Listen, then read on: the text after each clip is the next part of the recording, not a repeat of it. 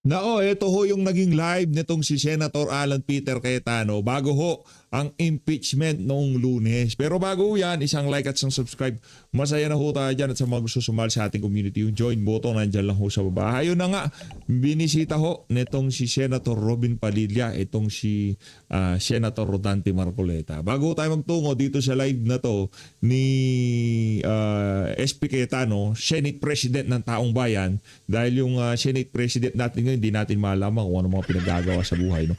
Pag-usapan ho muna natin itong pagbisita na to ni Senator Robin Padilla dito kay Senator Rodante Marcoleta. Base ho dito sa post ng Batas PH, Sir Robin Padilla, 6 permission to visit, detain Sen Rodante Marcoleta. Ano ho yan, napakagandang balita niya, no? Kasi kahit paano, no? Alam naman natin, pagdating siya ikangatatag ng kaisipan, si Senator Rodante Marcoleta, wala akong makakalampas yan. Di ba? Wala silang, hindi sila tatagos dyan, ika nga. Di ba? Pero sa pagbisita ng kanyang mga kapanalig na yun sa Senado, napakalaki hong bagay niyan para dito kay Senator Rodante Marcoleta. Palakpakan natin itong si Sendante. Tuloy-tuloy ko tayo sa pagsuporta kasi kung hindi rin lamang ho impeachment ang pag-uusapan, hindi ho natin titigilan itong issue na to kay Senator Rodante Marcoleta. Hindi ho natin papatulogin to. Wala hong video na hindi pwedeng, wala ho akong update sa inyo kaugnay dito kay Senator Rodante Marcoleta. Dahil kung si VP Sara, siya ho ika nga ang maglalagay sa tamang landas dito sa bansa na to. Kung ang inyong nakikitang papalit kay VP Sara itong si Senator Rodante Marcoleta, hindi naman ho pwedeng iwan ho natin siya sa alanganin ngayong mga panahon na to. Comment ho sa baba. We stand with Senator Rodante Marcoleta. Para ika nga, mali natin, haliligaw siya sa mga video natin. Daming nagmamahal dyan sa mama na yan, kinulong nila, mga kababayan nating OFW, ang sasama ng loob. Kung pwede lang daw ho silang umuwi at personal na magtungo dyan sa tawag dito, PNP General Hospital, gagawin daw ho ng ating mga kababayan na nasa ibayong dagat. Kaso ang problema ho, immediate family member lang ho ata ang pwedeng bumisita at yung ika nga mga syempre high-ranking government official, mga high-profile individual, yan pwede yan. Pero yung PH update, hindi pwede. Hindi pwede, hindi tayo pwede. Kasi ano tayo ano lang naman tayo kumbaga vlogger sa gigilig. Okay, hindi vlogger. Tawag dito, chismosa sa gigilid. Yung daming chismosa dyan. Ito, Padilla 6 permission to visit Marcoleta. Sen. Robin Padilla has submitted a request to visit his halay, Sen. Rodante Marcoleta, according to CIDG and CR Chief Police Colonel John Giagi. Ganda ng apelido mo, sir, pagbigyan yan. Pagbigyan nyo itong si Senator Robin Padilla para kahit paano di ba, sa maliit na kaparaan. Hindi tayo nag-worry sa kaisipan ni Sendante. Kaya niya nga yung katawan talaga niya. Hindi rin natin pagkakaila na matanda na si Senator Rodante Marcoleta, 70 years old. Tingnan nyo ho yung inyong mga lolo at lola na 70 years old. Kung may nararamdaman na sila, ganun ho ang lagay ngayon ng ating Senator Rodante Marcoleta. Kaya para dito kay Ping Lacson, napakawalang hiya mo para banatan itong si Sendante ngayong mga panahon na to. Ito, pakinggan na ho natin itong si Senate President Alan Peter Cayetano. Praise God for the opportunity na makausap kayong lahat. Mga kababayan natin sa Luzon, Visayas, Mindanao. Mahal natin mga OFWs, ang ating mga bayani na nasa buong mundo. Ngayong tanghali, alam kong inaabangan nyo na po yung impeachment. But let's start on a hopeful note. Let's start na medyo mas unifying at mas masaya. Naalala ko po nung maraming pagkakataon na may economic crisis, political crisis, issue ang cheating, stealing, lying, malalaking corruption issues. Sabi nga nila, pati daw yung mga magnanakaw, tumitigil pagka pinapanood yung boxing matches ni Manny Pacquiao.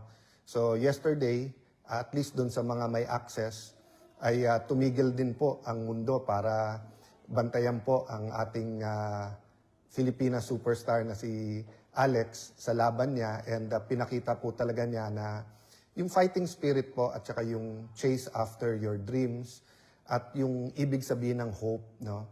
Let me talk a little bit about the biblical concept of hope. Kasi sa English, pag sinabing hope, and I'm basically listening to Tim Keller, his lecture on Galatians and identity, and also kay Max Lucado dun sa Facing Your Giants. At sinasabi nga nila, and many preachers have said this, no, na kung titignan mo yung Hebrew at saka Greek word for hope, eto'y total assurance. Hindi katulad po sa English na pag sinabing, Alan, magkikita ba tayo next week? I hope so. Alan, sigurado ba yung 2/3, 16? We hope so. Alam mo naman yung kabila. So, yung hope pag ginamit po sa English can be very powerful, but it can also mean na I'm not that sure, di ba? Unlike pag tinignan mo yung Greek word at yung paggamit nito sa Hebrew culture na ang sinasabi, total assurance. Yung isang pastor nga po sa CCF Alabang, ang ginamit niya yung rope na parang nakatali-tali na ganung katibay yung hope, no? So, I'd like to start out with that note that whatever's happening in our country, especially for young people, di ba, yung violence na naganap recently, I think all of us related kay Alex nung sinabi niyang baka dun sa iba na mga sanay sa ganun level ng competition at yung mga pagiging elite athletes ng kanilang bansa because they had the opportunity, it's not that big a deal, no, to win a match at that level. But for someone from the Philippines, nakaka-relate po dyan yung someone from Africa, nakaka-relate dyan yung someone from East Timor, someone from Bangladesh. Kasi nga, it's just like football, di ba? Ang daming napakagaling na football sa Pilipinas, pero number 1 sa atin yung basketball. Kaya pag sinabi mo halimbawang football, iba pa rin yung level ng paglalaro, let's say, sa Europe or sa Middle East, no? So, there are things that bring us together, and I think that is very important, and we cannot forget, despite all our differences, we're all Filipinos. So, the Bible also talks about knowledge, understanding, and wisdom. And kung meron po tayong pwedeng common prayer, anuman ang ating politika, ano ating pananaw, anuman ang ating panig sa lahat ng nangyayari sa ating bansa, I think malinaw naman na we can pray na lahat tayo magkaroon ng tamang knowledge, tamang understanding, at tamang wisdom. Pumasok si Brother Robin, tatawagin ko siya maya-maya. The Bible talks about seasons, no? Baka we wanna ask also Robin mamaya yung sa pananaw naman niya, no? Sa mga basic principles sa buhay, based on his faith, no? So, sa akin po kasi, yung seasons, may season talaga ng renewal, pagbabago. At yung season ng renewal, nagsisimula po yan sa repentance. Wala pong nagbabago na nagsasabing, tama ako. Kasi pag sinabi mong tama, ba't mo babaguhin, di ba? So kung yung addict, hindi niya aaminin na addict siya, yan man ay sa babae, sa lalaki, sa sugal, sa drugs. Kung sasabihin, hindi, every weekend, pero ano lang yun, party drugs yun, baliwala yun. Ba't ka magbabago, di ba? Pero pag sinabi mo, functional ako, pero mali kailangan ko magbago. So, yung season ng renewal starts with repentance. So, yes, may acknowledgement sa flood control at corruption, pero makikita nyo sa SONA 1 year na, makikita mo yung deep repentance, wala doon. Nandun yung galit ng tao. But yung repentance as a nation, repentance ng mga politiko, repentance ng administrasyon na mali talaga Mali talaga kahit anong gawin mo at dapat ibulgar lahat. So ano ba mga headlines today? 1, impeachment starts today. Sinabi, yung isang side, 62 trial days, yung isa 30 trial days. Ano po ibig sabihin nito? Kasi 3 times a week lang po kami. So 30 linggo po tayo magta-trial. Okay lang po yon. Kasi napaka-importante po ng accountability. Napaka-importante masunod yung impeachment. But eto po tanong ko, bakit natin ginagawa lahat ng pag-aayos, lahat po para maayos po ang impeachment, 30 weeks, pero walang schedule sa Blue Ribbon Committee sa flood control? Ni isang hearing, hindi makapag-announce kung kailan yung hearing at mabigyan ng pag-asa yung mga witnesses. Pero pagdating dito sa impeachment, Ulitin ko po hindi ko criticize. Tama yung impeachment. Tama na isaayos natin to. Tama na nagkaroon ng pre-trial. Tama na lahat tayo maging impartial. But hindi ba tayo pwedeng maging impartial din sa flood control at napakarami pang ibang corruption issues, no? Senator Marcoleta was arrested today. Hindi ko isa-isahin yung mga issues na pag-usapan na yan during the rally. We know that many people feel it's selective justice, and it's not even only selective justice, pero yung issue ng campaign finance versus plunder, para sa marami napakalayo nito. At sabi nga po ni Congressman Leandro Leviste, di ba, Legarda, na kung ganun, 90% ng politiko makukulong. Pagpasok ko sa Senado, nagulat po ako. Alam ko po na simula nung May 11, nagbago ang Senado. Talagang naging under attack, naging under siege. Talagang nag-attempt ang Malacanang na makontrol ang Senado. Pero nagulat po ako kasi yung Senado is usually just like the House of Representatives, a house of a people. Siyempre may mga gate, no? Pag tinitingnan niyo po yung bagong building sa BGC, mas open po to. Sa Fort Bonifacio, mas open, no? Pero ito, dahil GSIS building at dahil nga nagkaroon ng mga issues, sabihin mo na kailangan itaas yung security. Pero pumunta po kayo dito, mukhang kampo po ang Senado ngayon. Napakalayo pa lang, puno-puno mga pulis, may mga barikada, sunod-sunod po yung mga checkpoints. So it's not only like a military camp, it's like a garrison camp. No? So dun sa nagtatanong na, halimbawa may dumating na foreigner or mga businessman or mga ambassador, sabihin martial law ba? Siyempre hindi. Pero bakit ang Senado ngayon ay mukhang garrison or fortified na kampo, no? So, beneath all of this, there is a creeping economic crisis. Marami sa malilit natin mga negosyo ay may problema. So, on one hand, maganda na tinaas yung sahod, and I'm in favor naman na taas yung sahod. But yung per industry at per business, iba-iba kalagayan. So, maraming small businesses, halimbawa ngayon, 20-30% ang niliit ng kita, endangered na masara. So tumaas nga sweldo, nagsara naman. And dahil ang focus ng gobyerno ay nasa impeachment, wala dun sa anti-corruption, wala dun sa ekonomiya, mukhang creeping na palaki itong economic crisis na wag naman sana. In the meantime, may padating na super bagyo. In the meantime, mayroon na strong or super El Nino. In the meantime, alam natin bagyuhin tayo.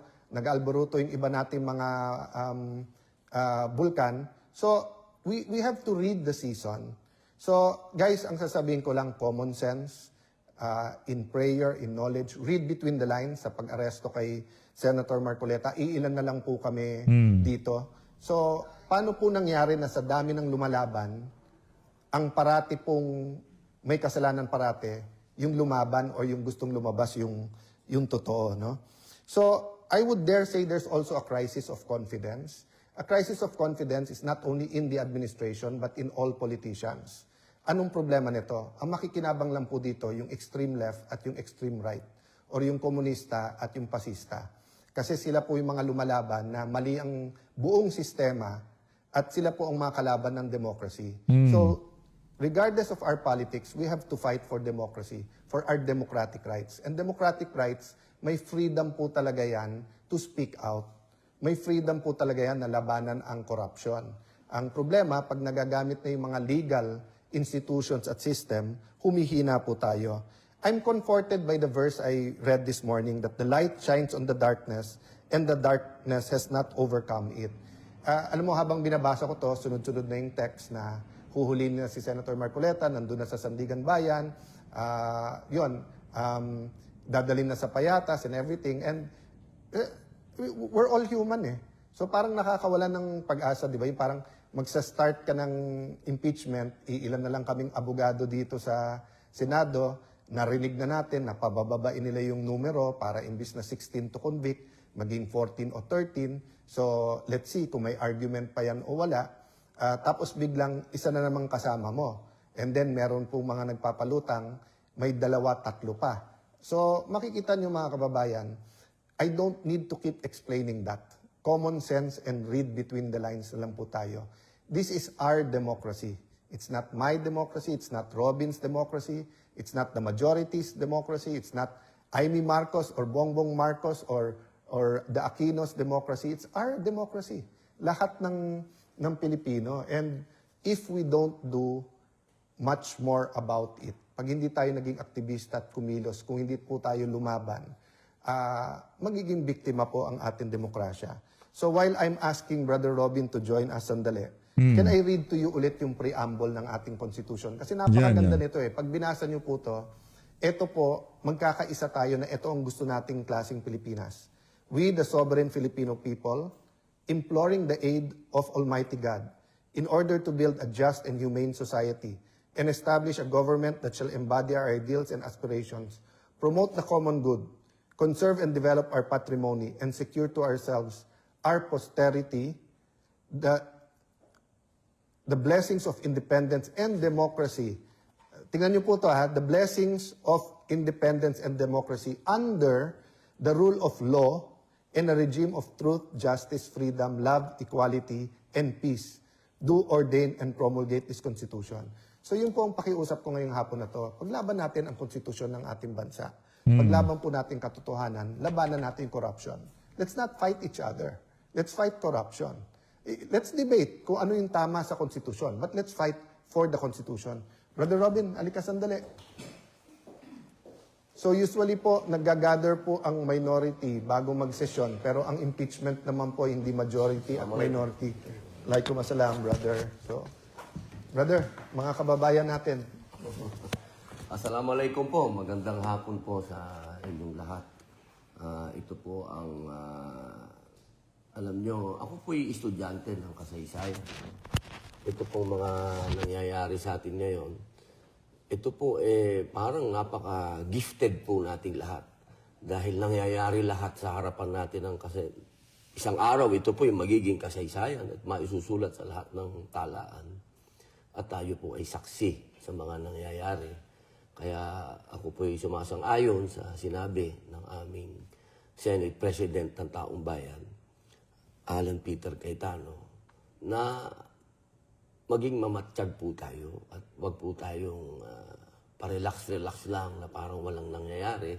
Sapagkat dito po, kapag ito po ang naghusga ay ang kasaysayan, wag naman po sabihin ng inyong mga magiging lahi na kayo'y naupo lang at walang ginawa. Ito po ay tandaan po natin, meron po tayong obligasyon una sa Panginoon Diyos, pangalawa sa bayan natin at sa taong bayan. Huwag po natin kalimutan yun. At napakaganda po nung kanyang sinabi kanina na tayo'y magkaisa, ang kalaban natin korupsyon. Hindi tayong Pilipinong magkakalaban. Yun pong korupsyon ang kalaban natin. At yung mga mapaggawa po ng mga kwento, mapaggawa ng mga storya, yung mga magagaling manira. Fake news peddler. Yan po ang kalaban Yan. natin. Anti-Claire.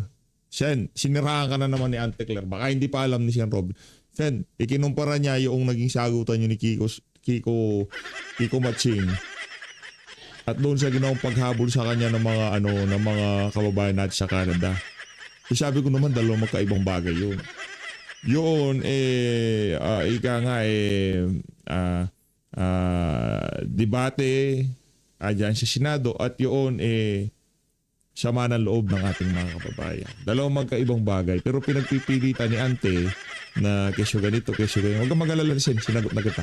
Panahon pa lamang po ng Sinagutin. mga propeta ni isa na po dyan, si Jesus Christ, peace be upon him. Ang kalaban din niya, fake news. Sabi nga po dati, ang una daw na gumawa ng fake news si Satanas. Totoo po yun. Diba? Satan, si Kaya Satan. dito po sa pagkakataong ito, dapat alam natin kung sino ang kakampi natin. Doon ba tayo sa katotohanan o doon tayo sa fake news? Kung si Marcos Jr., King of Corruption, si Satan, King of Fake News. Yun lamang po. Maraming salamat po. So, in behalf ng buong grupo at ni Brother Robin, so addressing ourselves to Christians, Muslims, mga kapatid sa Iglesia ni Cristo, mga Buddhist, mga hindi naniniwala sa mga spiritual, lahat pa rin tayo Pilipino pa rin, bansa pa rin natin to. So ako, sang-ayon kay Robin, first, meron tayong obligasyon sa Diyos. Pero regardless ng paniniwala natin sa Diyos, which is of course most important to us, yung responsibility natin to each other. So paumanhin lang po sa Senate media, alam kong gusto niyo magtanong about yung pagtanggal kay General Mao.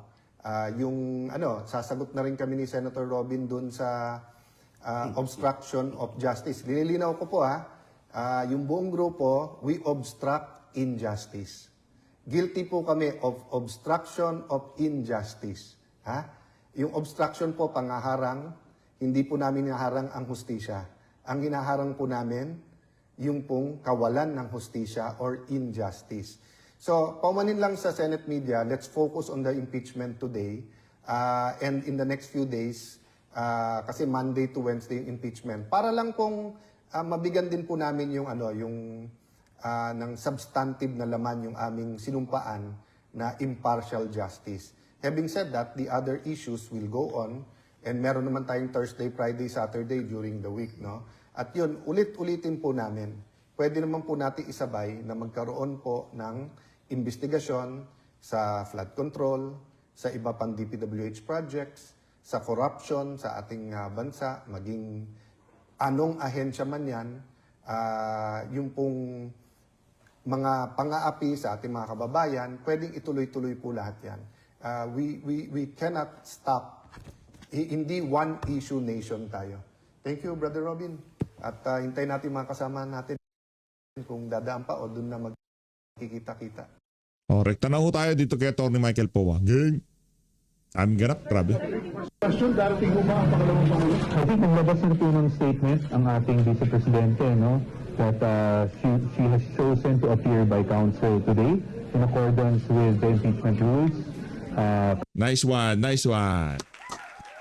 Hindi dadalo si VP Sara sa impeachment. Yung gusto mangyari ng mga siraulot mga atik sa Malacanang hindi mapagbibigyan. Halakpakan. Oh. Karapatan naman po niya yun that her appearance be made through counsel.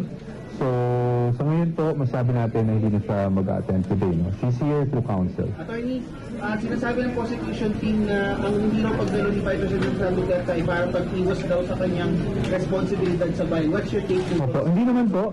Unang-una sa lahat, para po sinasabi, yung pagharap niya sa kaso ay ginagawa na sa kasalukuyan. Kaya nga matagal na siyang nag-form ng isang defense team dahil alam niyang hahantong tayo sa ganito. At kaya naman kami, mga abogado niya ay nandito para talagang i-litigate itong kaso at sagutin at patunayan na wala pong basihan yung mga paratang laban sa kanya. Pangalawa, actually ang mandato po niya bilang Vice Presidente magtrabaho para sa bayan at yun nga po yung ginagawa niya. In fact, I just spoke for a few minutes ago. She's actually in a planning session, no, with members of the OVP to prepare for Super Typhoon Bavi. So yun ang ginagawa niya sa confident po na mag-grant po yung motion to dismiss the case? Sa amin naman, nilalatag lang namin yung aming mga argumento. Now, we leave it up to the wisdom, of course, of the impeachment court. And however way it goes, we will always respect the decision of the impeachment court. At kami naman, we're ready. Sabi ko nga, sakaling hindi mapagbigyan yung motion, ready naman kami to go through the full length of trial. Sir, how do you reconcile her decision not to appear today from her earlier pronouncements that she is ready and she wants a blood bank? Well, she is ready, and that's why we're here today. We've been preparing for how many, actually more than a year na now, no? So I don't think there's anything to reconcile there. I don't think there's any conflict with that. Does this mean that she will not attend succeeding hearings? No, we're not saying anything right now. As I've always mentioned, ang kanyang physical presence, we will assess kung kinakailangan, bakit hindi. But that will depend on how the proceedings go, and we will advise her accordingly. Sir, what circumstance would trigger the Vice President na humarap po talaga? We will not say so at this time. No, that's part of legal strategy, and as you know, I hope you can expect us that the defense will never disclose its legal strategy for obvious reasons. Sir, you earlier said that ang two-thirds threshold po dapat na pag-usapan na before po yung pagtatong ng mga ebidensya or ng articles of impeachment. If you bring up dito ba ito? No, actually, just to clarify that, I never said that it had to be tackled. What I said was that is a matter na wala pa namang categorical pronouncement ang ating Senate sitting as an impeachment court. So I never saw the need to comment on that because wala pa di ba? In fact, narinig pa lang natin yun sa media, sa mga pahayag ng iba't ibang experts. or lawyers. So sa ngayon, it's a non-issue for us. Wala pa namang ganung sinasabing impeachment court. We will have to, have to argue our position on the matter once there's a categorical position. Pero since wala pa, then it remains na 16 votes, hindi ba? Sir, when you insist on prohibiting private prosecutors from examining witnesses, I want to put that in context. Actually, the manifestation which we consider as a motion from the prosecution was to have 2 counsels examine each witness, meaning 1 public, 1 private. So sa atin, ang naging basehan natin why we oppose that is we wanted an orderly conduct of proceedings. Unang-una sa lahat, ayon sa Senate Rules on Impeachment, isang counsel lang bawat panig ang pwede mag-examine. Kasi medyo magulo nga naman kung dalawa ang mag-examine sa Nako, magulo nga yun. Isang private at saka isang public. Pambira, anong kwenta nun? Hindi ba pwede yung kung public na lang? Yung bida-bida kasi iba nasa Di ba kung private na lang, hayaan nyo na yun. Si Luis Tro, baka gusto pa magsalita talaga si Atty. Michael po. Baka gusto magbida-bida ng ibang mga congressman. Kung hindi nyo rin lang naman kaya na magsalita dyan sa impeachment na yan, huwag na kayo magbida-bida, di ba? isang witness, no? But we also put there nga na since our position is only one counsel should be examining each witness, then perhaps it should be the public prosecutor. But again, that is up for decision sa impeachment court, no? And we will respect whatever the impeachment court decides on that. attorney, will the defense oppose po if ever magkaroon ng changes sa presiding officer during the time? Yung presiding officer kasi sa amin, that's internal to the Senate. Ang parating nga naming position dyan is whoever the presiding officer is, gagalangin natin and we will go through with the trial regardless, no? Because sa akin, of course, without taking anything away from senators who are lawyers, kasi syempre, at least, mas maintindihan yung technical aspects, no? But even senators who aren't lawyers, most of them are well experienced, a number have been through impeachment trials as well. So, I'm sure hindi naman tayo magkakaroon ng issue kung hindi man lawyer yung magiging presiding officer. So, in brief, we have no problem. Sir, earlier the prosecution said they will oppose any attempts of delay sa trial po mamaya. Is this the commitment you share as well na hindi po kayo magawas ng Well, we've never caused delay. So, I don't see how that should change now. Huh? Sir, that's the difference from very strong opposition of the opening of the BIR box. That's not true, ma'am. That's not true. We never opposed the opening of the BIR box. Yeah. In fact, our comment says that we are not averse to the pre-marking of the documents inside the box. Just to clarify. Sir, Representative Marcoleta, what are your thoughts on the timing of this apprehension? How is the court engaged in the trial? I don't think it's proper for me to comment on that. Ang focus lang namin, we're here as a defense team of the Vice President. I think it would be inappropriate for me to comment on anything to do with the senators. No? Thank you, thank you. Sige, last question.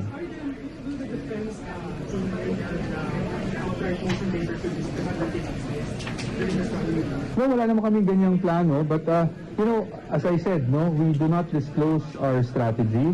Let's see first how it goes. Ang in-expect naman natin later is there will be opening statements, di ba? From both sides. And then we'll take our cue from what the impeachment court wants to do after. If they want to discuss preliminaries or maybe discuss the rules and the procedures that will be followed. We'll just take our cue. I think it's too early to say what motion we will be filing in open or at least voicing out in open court. I think we'll have to play it by ear and see how the proceedings go later. yung decision of Di ba? Di ba yung sinasabi ko Talagang aanuhin nila yan. Ika nga itinaun ho nila ng impeachment ang pag-aresto kay Rodante Marcoleta para ika nga matabunan yung pag-aresto niya dito sa impeachment ni VP Sara. Pambihira talaga. Oo. Nanonostra. Nanonostra ho natin yan. I cannot answer that because one, I don't know if it's a personal decision. Second, if it were advice from counsel, then we cannot disclose because as we all know, attorney-client privilege stands. No? Thank you. Thank you very much. Thank you. Sorry, June 23, you said, at sa telephone ng DJ Chacha, definitely sa aking pananaw, yung 2-3 threshold, dapat na pag-usapan agad yan kesa sa gitna natin o pag-usapan kesa magkaroon pa ng problem. Kung meron ng categorical na pronouncement po, ang Senate sitting as an impeachment court. Pero sa ngayon, as far as I know, wala po. In fact, in the interviews I've seen from Senator Win Gatchalian, I think they maintain that it's 16. So there's no issue. Pag-usapan na I don't refer anything, ma'am, because there is no categorical pronouncement from the Senate as of yet. Ang susundin lang naman natin dito, Senate as an impeachment court. Hindi po opinion ng iba. Yan. Palakpakan nun natin. Ito si Atty. Michael Powan. Nasuplak-plak. Nasuplak-plak. Nasupalpal na naman yung mga reporter na bida-bida dyan sa Senado. Ito ang pagdating ng mga perwisyo sa bansa natin dyan sa Senado. Pero lang yung mga kalyado natin, hindi perwisyo yung mga yan. Mga kapanaligan. Okay? Ayan ho ang mga kaganapan yan. Update lang ho tayo ha. Sino ba yung mga nagdadatingan dyan sa Senado? Kailangan makita yan ng ating mga kababayan. Sino-sino yung mga yan? Ang malinaw dito, ang mga facts ho dito, hindi inaresto si Rodante Marcoleta. Hindi inaresto si Mike Defensor. Sila ho sumuko. Bottom line, wala hong inaaresto na nasa porsyento na o nasa sandigang bayan na para isuko ang kanyang sarili. Kailangan ho kasi yun na talaga ma-emphasize na inaresto sila para walang parang konsiderasyon. Parang pagka ikaw sumuko, parang meron atang konsiderasyon pwede kang mag-bail. Kung di tayo nagkakamali ha. Ngayon, itong si Senator Rodante Marcoleta at ito si Mike Defensor, base sa pinaka-huling update, sila ho sumurrender. Sila ho sumuko. Hindi ho sila inaresto. Maliwanag ho yun mga kababayan. Para hindi po tayo mabudol ng mga mambubudol ngayong mga panahon na to. Asa si Jinke? Bira.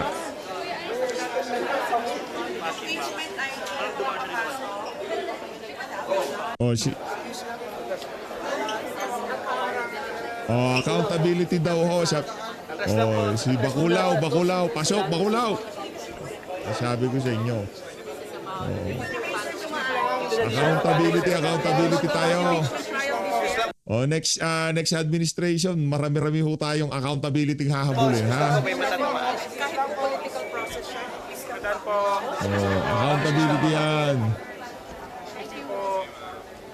Accountability.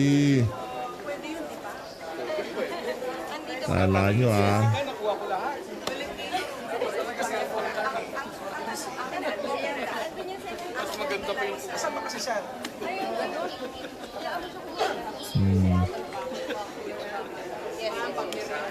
Next, sino po bang dadalo dyan?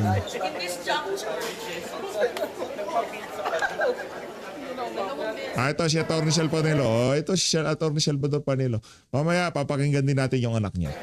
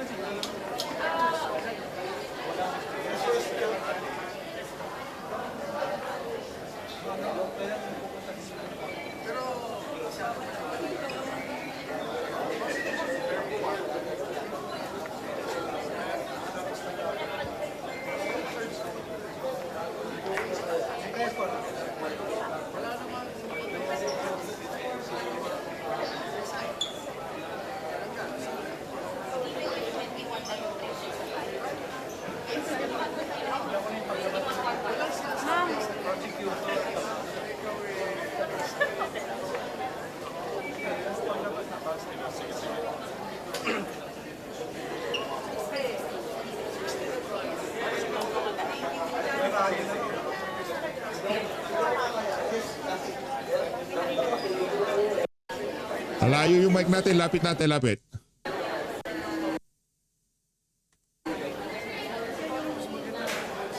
Yan.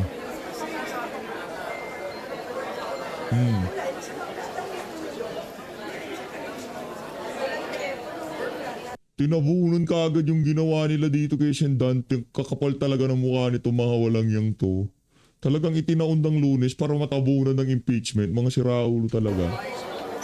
Hira. Pagigil kayo ha.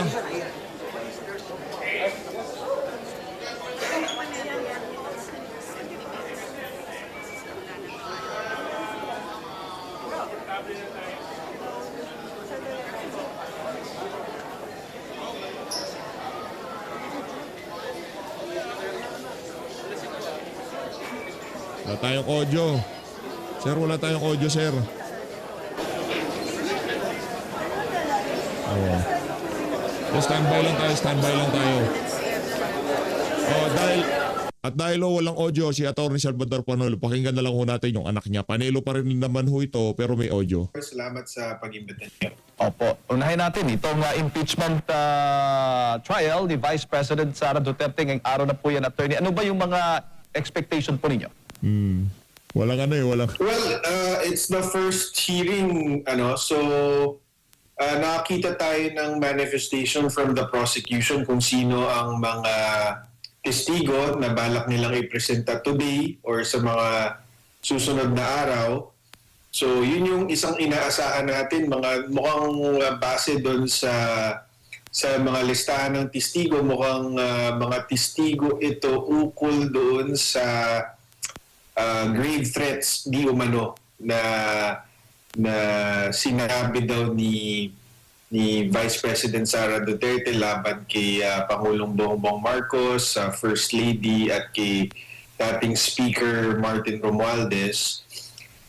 Pero dahil unang hearing nga ito mamaya, baka maaari ding ma-bring up yung motion ng or prayer ng defense na i-dismiss yung kaso on technical grounds. So baka makita natin yun mamaya. Opo. Attorney, para po sa kaalaman ng ating mga kababayan, ano ho ba yung mga pangunahing tungkulin, papel ng defense at ng House Prosecution na panel sa impeachment trial ng Vice Presidente?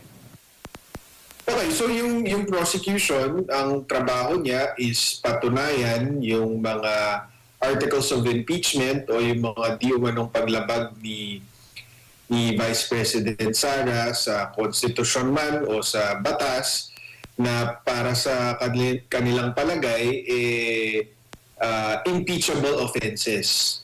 So yun ang trabaho nila, yun ang magprepresenta sila ng mga testigo at ebidensya na susubukan nilang patunayan yung mga impeachable offenses na linagay nila doon sa articles of impeachment. Yan. Ang yung defense naman, yung defense panel ni Vice President Sara Duterte, ang trabaho nito ay depensahan syempre si VP Sara at patunayan naman na hindi siya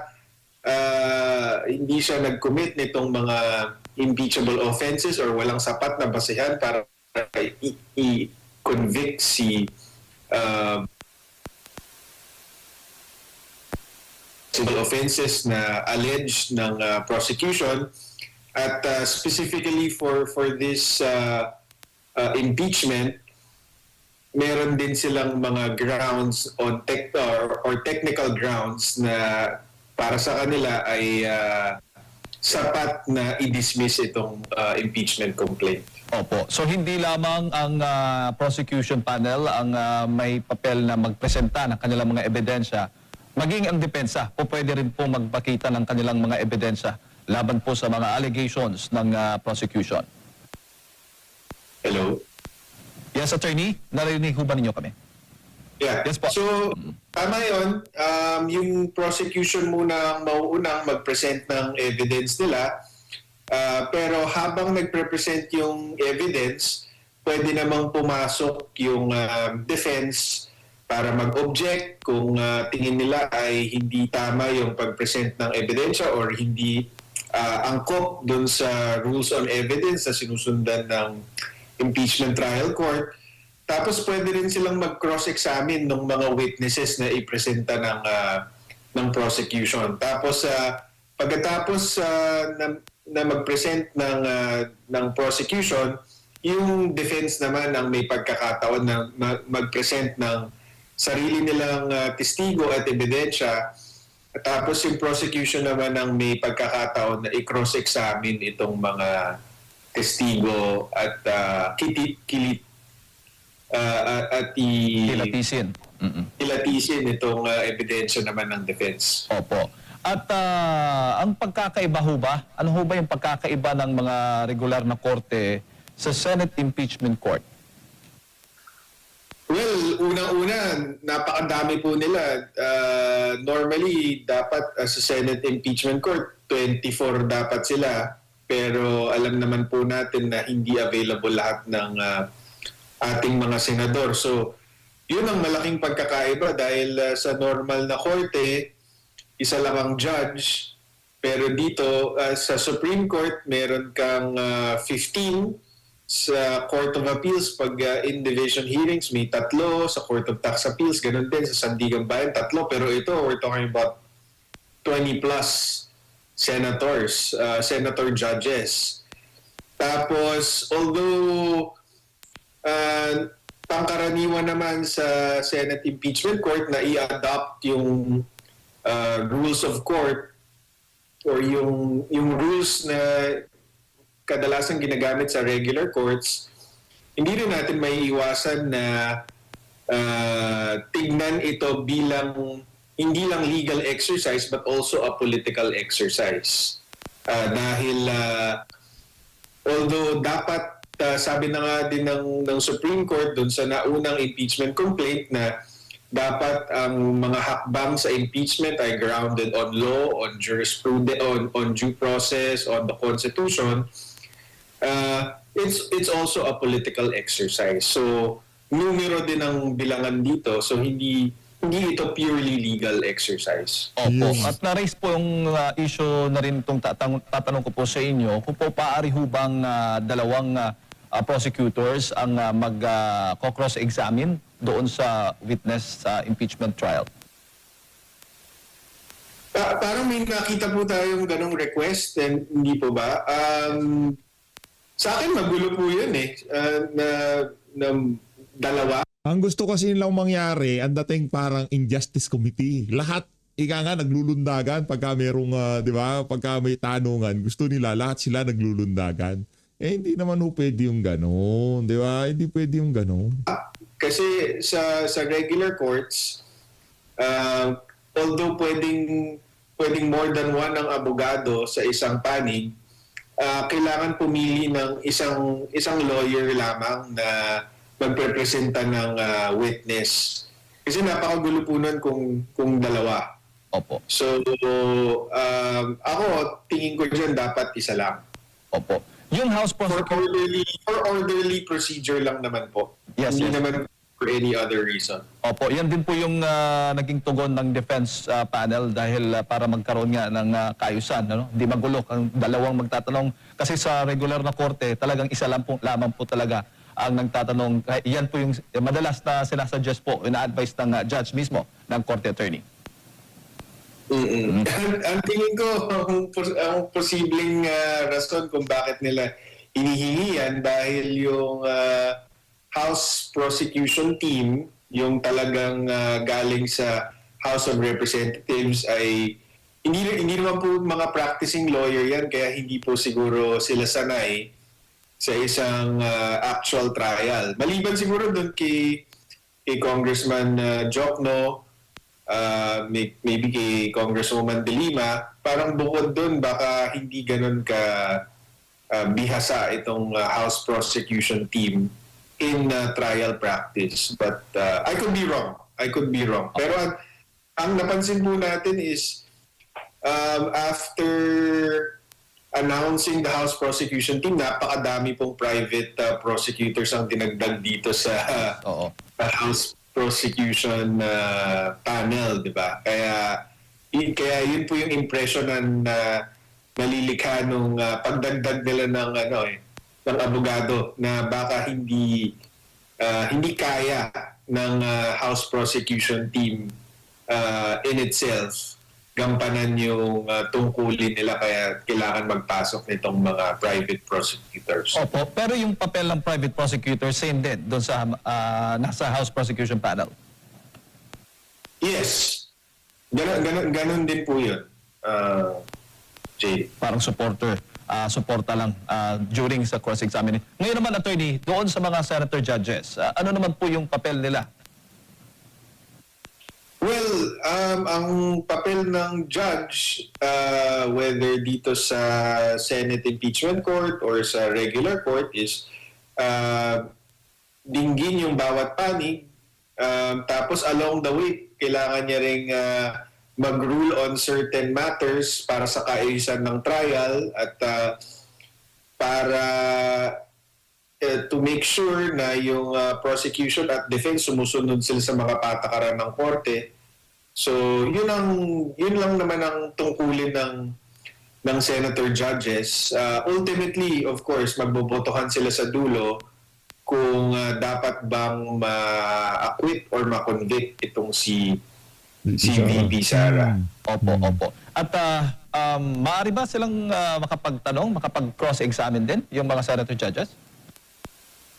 Hindi cross-examination ang tawag doon. Ang tawag doon is clarificatory questions from the judges.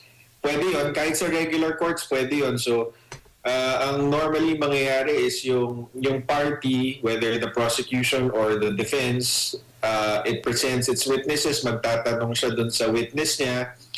Pagkatapos niya magtanong, ang tawag doon is direct examination. Pagkatapos niya, magka-cross-examination naman yung kabilang panig. Tapos, kapag tapos na yung direct examination, Sayang wala si Senator Rodante Marcoleta, no? Saya sana ng impeachment kung nandyan siya. at cross-examination, kung walang redirect at recross or pagkatapos ng redirect and recross, yung mga judges natin sa regular courts, nagtatanong sila ng clarificatory questions. So, dito sa Senate Impeachment Court, pwede rin nila gawin yun. Opo. Pero issue ho ba sa inyo yung magiging presiding officer ay hindi lawyer o kailangang lawyer? Well, sa akin, mas madali sana kung abogado. Dahil siyempre may background sa law, may background sa rules on procedure. So mas madali kung abogado. Kaya lang, kapag abogado, mas madali niya rin mabali yung batas. Diba? Kunyari, kung abogado ka nga, ikaw ang gagawing presiding officer, so mas maalam ka sa batas, pero ang problema doon is maalam ka nga sa batas, pero may pinapanigang ka naman, di mas madali mo rin mababali yung batas. So, yun ang benefit and risk of having a lawyer as a senator judge.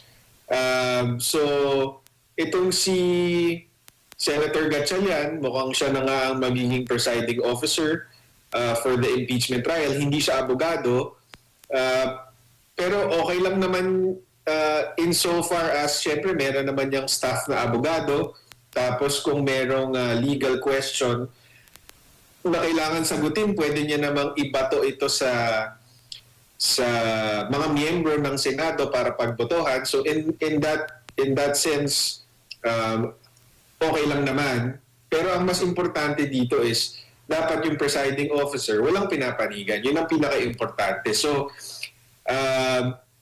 we're open-minded about Senator Gatchalian. Let's see kung magiging open-minded siya, magiging patas siya, magiging fair siya sa bawat panig. Diba? Kasi yun nga yun ang pinaka-importante doon, na maging patas ka. Opo.